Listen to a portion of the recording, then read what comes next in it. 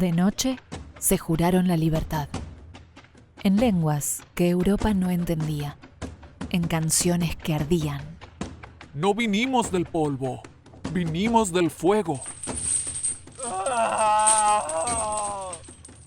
Liberté ou la mort.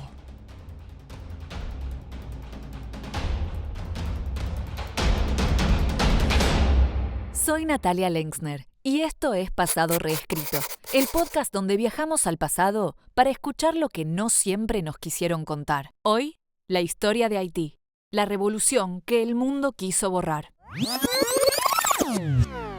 En 1789, la colonia francesa de Saint-Domingue, hoy Haití, producía más azúcar que cualquier otro lugar del mundo. Se exportaba café, añil y caña, pero sobre todo se exportaba azúcar. El azúcar que endulzaba las mesas de Europa, a costa de sangre, látigos y calor. Haití era la joya del imperio francés, la más rica, pero la más brutal.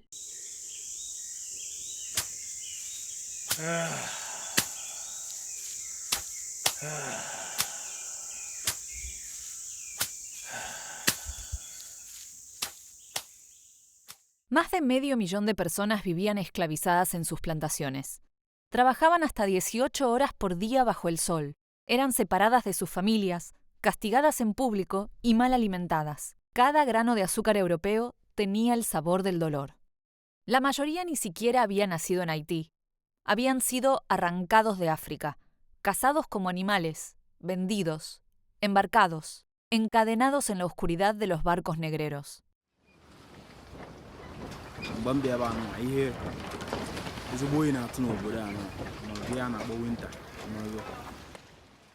Durante semanas cruzaron el Atlántico en condiciones inhumanas, sin luz, sin espacio, sin nombre. 1 de cada 5 personas no sobrevivía, pero las que llegaban traían en la piel la historia de todo un continente.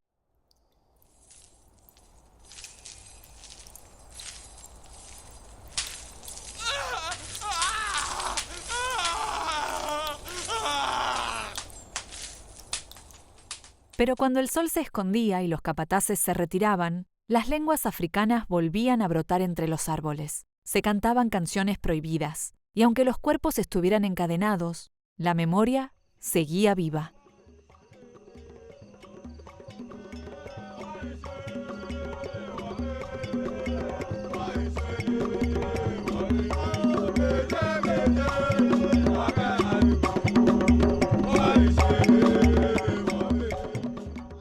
Por cada blanco libre había 10 esclavos, una bomba humana a punto de estallar.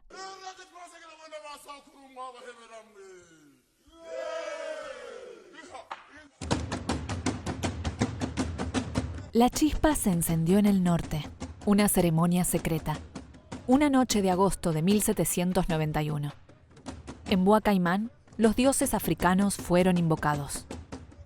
El líder del ritual, Duty Boukman, un sacerdote, un esclavo y un guerrero.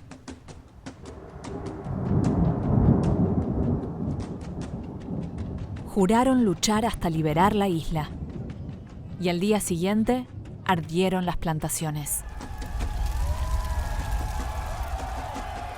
Miles de esclavizados se rebelaron, quemaron los ingenios, mataron a sus amos, cortaron las cadenas. La revolución había comenzado. Pero no era solo contra Francia, también era contra España, y contra Inglaterra, y contra la lógica misma del mundo colonial. Francia se negaba a abolir la esclavitud, hasta que en 1794 ya no pudo más. Declaró libres a todos los esclavos del imperio. Fue la primera vez que una potencia europea reconocía la humanidad de sus esclavizados. Pero en Haití, eso no bastaba. Nuestra libertad no será un regalo, será una conquista.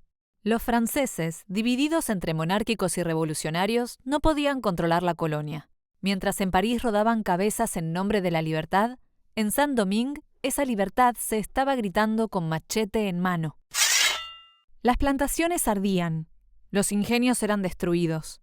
El azúcar, ese oro blanco, se transformaba en humo. Y no solo esclavos se unieron a la revuelta, también libertos, mulatos, campesinos pobres, Una guerra civil, racial y social se desató en la isla. Los españoles desde Santo Domingo apoyaban a los rebeldes, los ingleses intentaban invadir y los blancos simplemente huían o morían.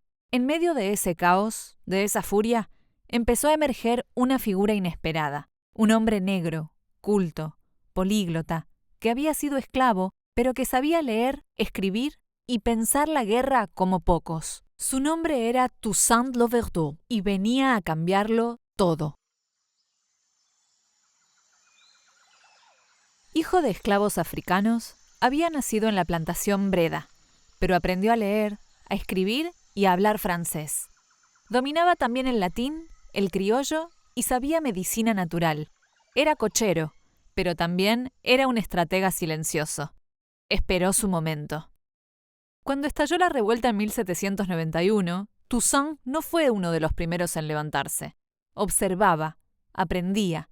Se sumó después, cuando comprendió que no era una revuelta más, que había empezado algo que podía cambiar la historia.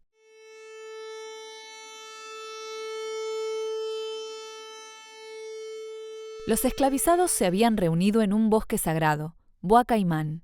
Allí, un hombre llamado Dutty Boukman, guía espiritual y esclavo liberado, dirigió una ceremonia vudú. Entre relámpagos, sangre y fuego se juraron libertad o muerte.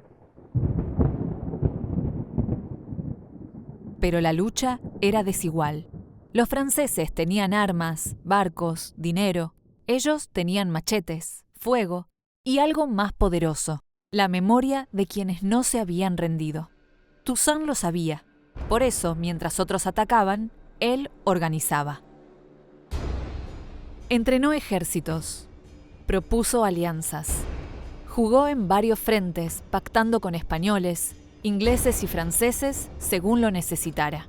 Lo llamaban el Napoleón Negro, pero era mucho más que una comparación europea.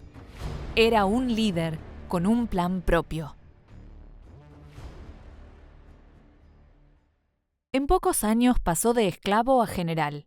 Fundó escuelas, abolió la esclavitud en los territorios que liberaba y dictó una constitución que proclamaba que ningún ser humano podía ser propiedad de otro. Y lo hizo en 1801, décadas antes de que otros países siquiera lo imaginaran. La lucha continuó. En 1802, Francia envió una expedición militar para retomar el control de la isla. Napoleón quería reinstaurar la esclavitud. Toussaint fue traicionado, capturado y deportado a una prisión helada en los Alpes, donde moriría al año siguiente. Pero ya era tarde. La semilla estaba plantada. Jean-Jacques Dessalines, uno de sus generales, continuó la resistencia, y en 1804, tras derrotar al ejército francés, proclamó la independencia de Haití. Fue la primera república negra del mundo y el primer país en abolir la esclavitud por completo. Haití rompía las cadenas, y al hacerlo, desafiaba al orden colonial entero. Pero el precio fue altísimo. Las potencias occidentales respondieron con aislamiento, sanciones y bloqueos. Francia, en 1825, obligó a Haití a pagar una indemnización impensada por el daño de liberar a sus esclavos. Esa independencia, conquistada a sangre y fuego, fue castigada con miseria planificada. Le exigieron 150 millones de francos oro, una cifra imposible que Haití tuvo que pedir prestada a bancos franceses, pagando intereses que la encadenaron durante generaciones. Esa deuda se terminó de pagar recién en 1947, más de un siglo después. Hoy, Haití sigue siendo uno de los países más empobrecidos del continente, pero su historia no empieza con el terremoto de 2010 ni con la ayuda internacional. Empieza con una revolución, con un pueblo que se atrevió a imaginarse libre cuando el mundo decía que era imposible. Y por eso, aunque intentaron borrarla 1000 veces, la revolución de Haití sigue siendo una herida, una amenaza y una luz. Porque reescribir el pasado no siempre es esconderlo. A veces es decir en voz alta lo que intentaron silenciar. Gracias por escuchar Pasado Reescrito. Hasta la próxima.